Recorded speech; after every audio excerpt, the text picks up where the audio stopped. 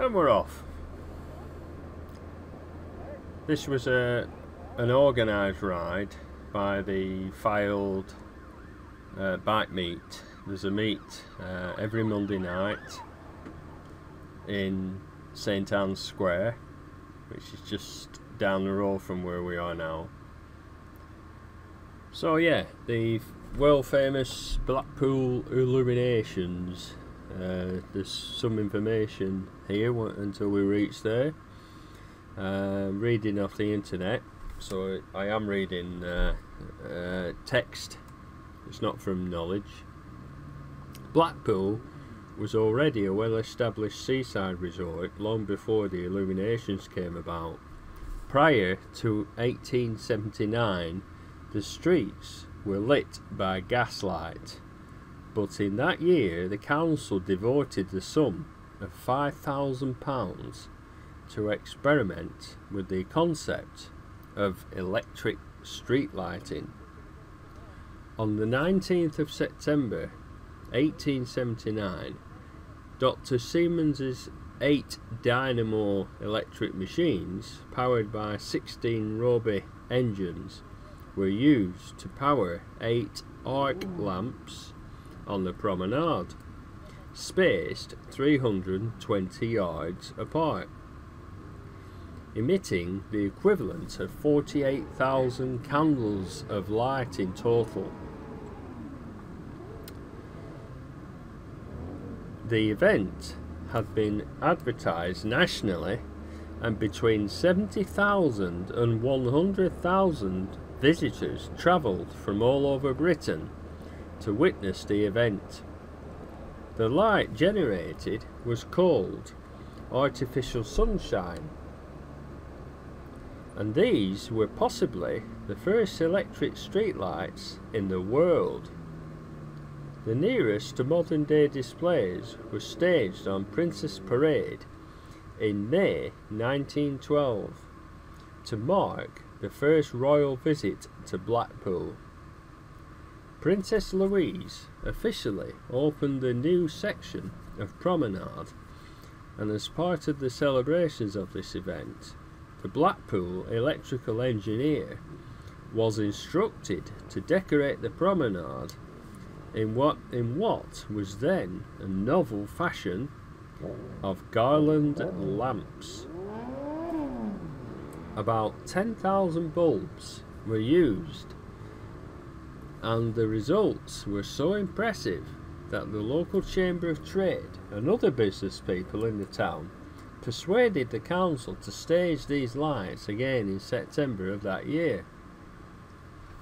Thousands of people visited the resort to see the illuminations, and the event was judged a commercial success.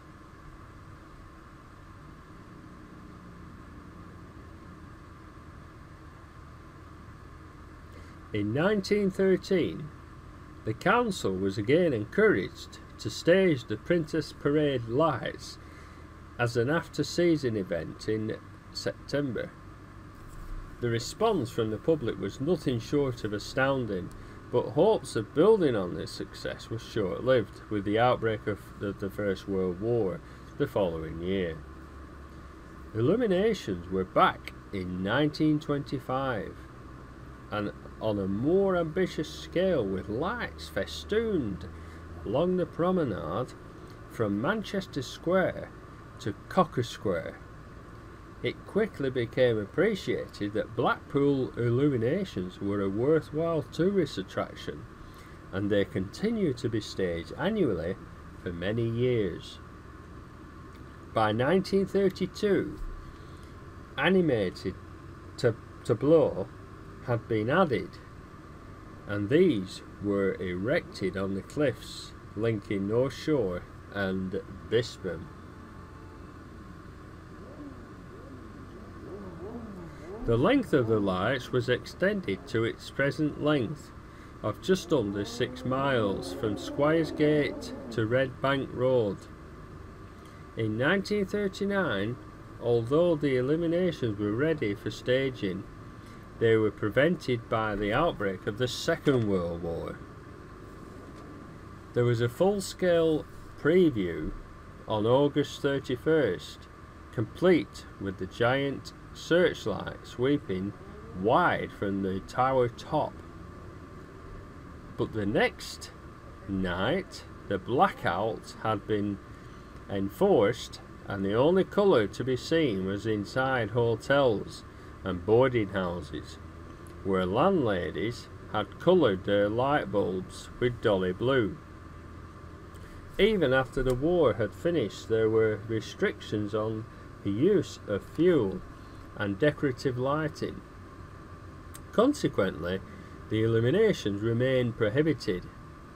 The austere climate of post-war Britain meant that the lights did not come on again until 1949, when Anna Neagle pressed the switch, but only after the council were given permission by the government to burn the required amount of electricity.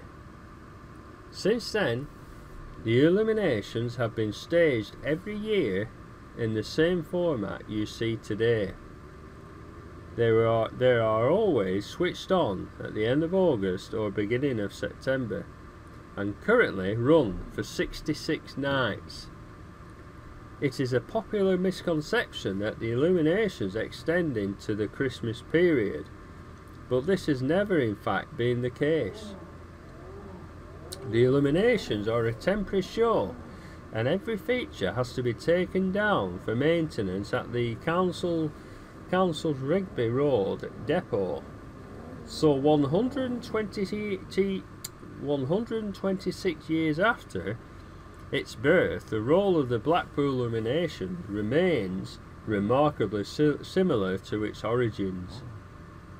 Held each year at the end of the summer holiday season, the illuminations continue to attract literally millions of people to the town.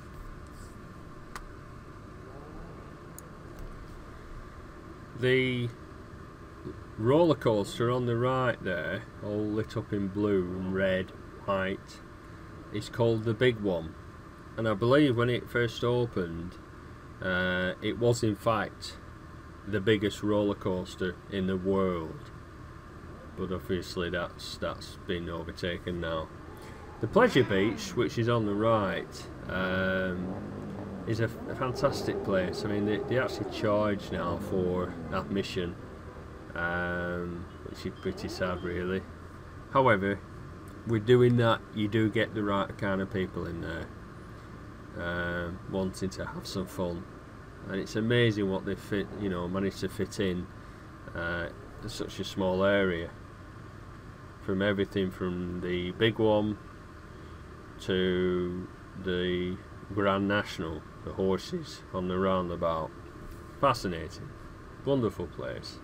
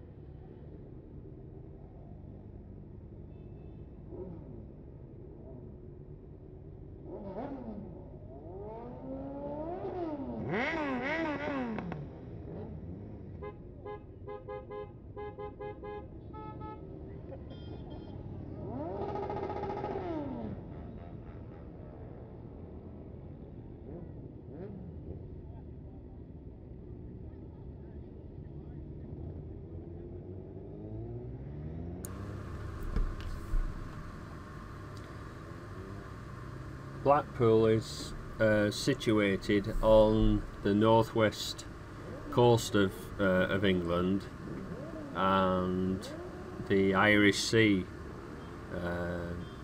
is the sea there.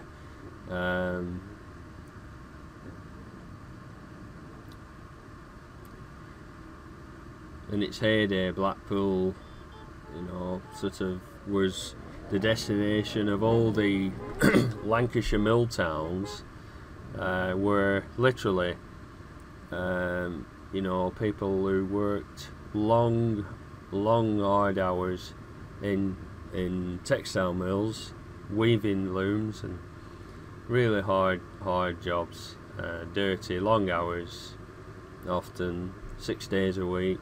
You got Sunday off. In fact, with all the factory chimneys that were in huge quantities in the Lancashire towns, you may have heard of King Cotton, which basically means that all the mill owners, you know, they own the mills and own the people, really. And they were 6 days a week, and the atmosphere was so dirty, with all the factory chimneys belching out smoke, that the only day that a housewife could actually do her washing and dry it outside, on washing lines outside in the what they call the back streets, back lanes, back of the houses, were on a Monday morning, on a Monday, because the factories had been closed all day Sunday for very deeply religious at that time. Lots of people went to church. So the atmosphere, the air was clean, or cleaner, compared with the rest of the week. You just simply couldn't get your washing dry clean, because if you put it out any other time of the week, the washing will be probably more dirty than before you actually washed it. And of course, everything was washed usually in like what they call a dolly tub, which involved a wooden sort of implement with a sort of like a fist kind of thing on the end, and you basically pummeled the washing in this tub full of water to wash it, and then you put it through what they call a mangle to dry, you know, get rid of the excess water, and then you peg the washing out on the line outside. Well, of course, if you did that during the rest of the week, apart from Monday, well, your efforts would be for no good. It would be for waste, because the washing will be full of soot. So it must have been a terrible hard life. And people only got 1 week off in a year for their holidays. So out of 52 weeks, they got 1 week holiday, and they often went to Blackpool. So coming to Blackpool, where the air was clean, the seaside, the fresh air, the sand, the donkeys, you know, it must have seemed like paradise. I mean, we can get there now in 40 minutes from home, whereas these people went by train. No cars, everything went by train, and there were millions of people visiting Blackpool. The beach along this, what they call the Golden Mile, well, I've seen photographs of it, and if you look up Blackpool history on the internet, well, there's no space at all on the beach. There's every inch of sand is taken almost. So you can't really believe. But of course, as in the 60s and early 70s, the package holiday took off to Spain, etc. Better weather guaranteed, people have more money. Of course, towns like Blackpool, Scarborough, seaside towns in Great Britain suffered, and of course, you know, they've had to reinvent themselves. You can see in front there just a very tall tower lit up with lights. That is the world famous Blackpool Tower.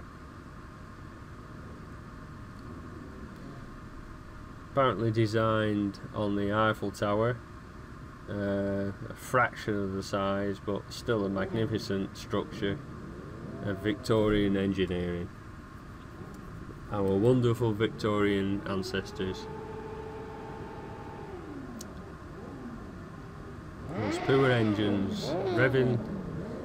I expected the one on the right there, the young guy on the it looks like a homemade motorcycle.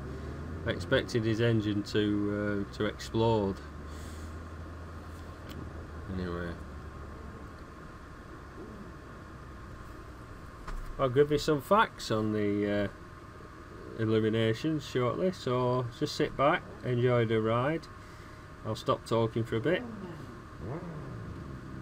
Catch you soon.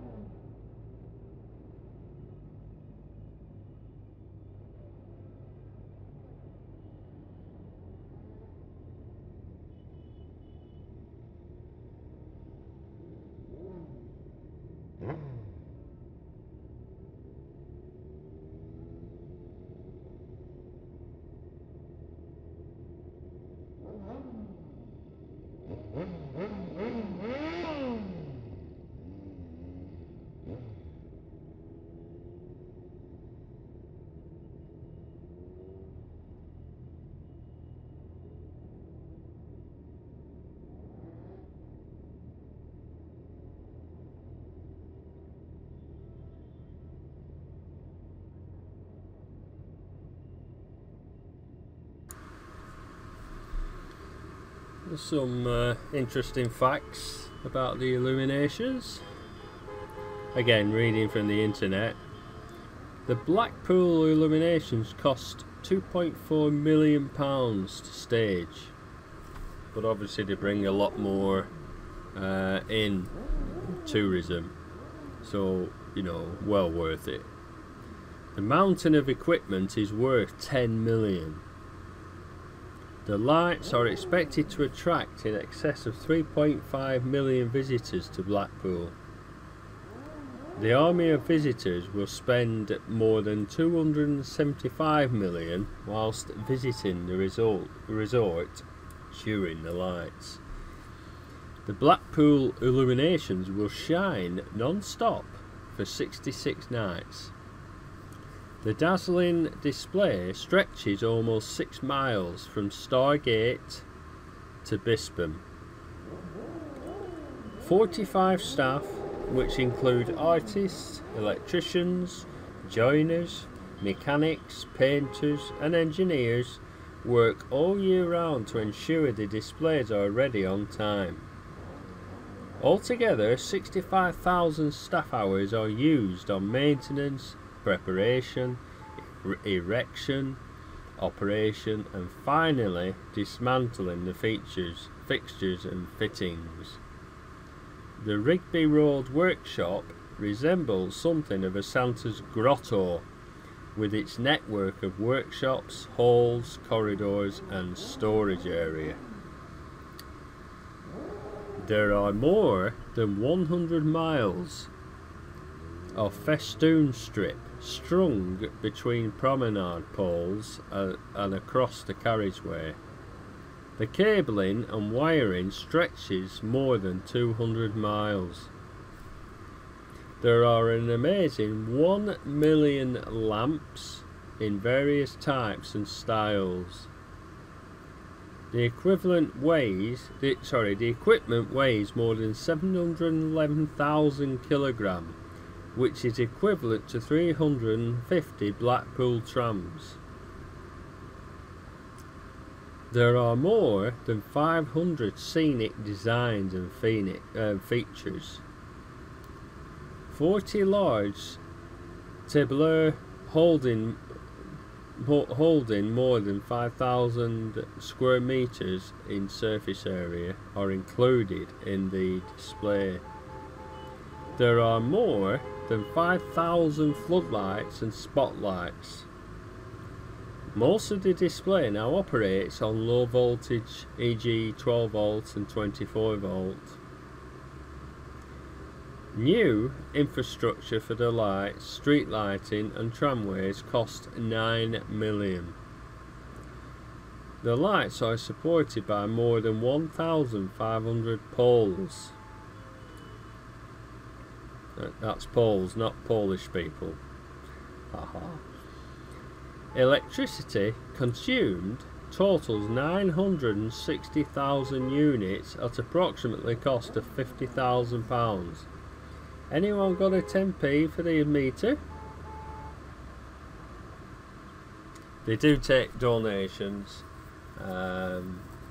so they ask you to donate. There are collection points, but yeah, what a wonderful annual spectacle it is.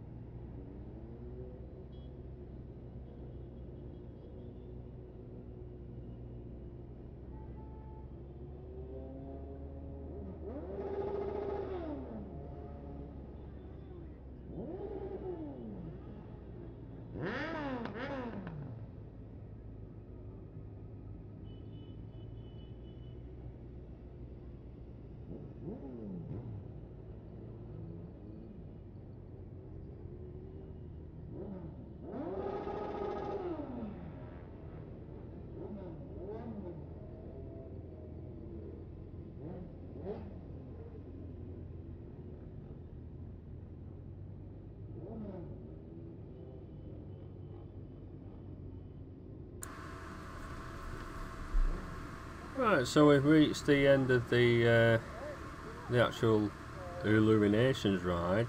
This is Bispham. Some nice fish and chip shops on the right here. Always nice to get some a bag of chips, fish and chips on a night. But we'd eat and we'd had dinner, so we didn't want to be greedy. But yeah, there's nothing quite like fish and chips by the seaside. So I hope you've enjoyed this ride through the Illuminations, and please subscribe to FJR Biker Paul on YouTube for lots more videos, and again, as always, thanks for watching.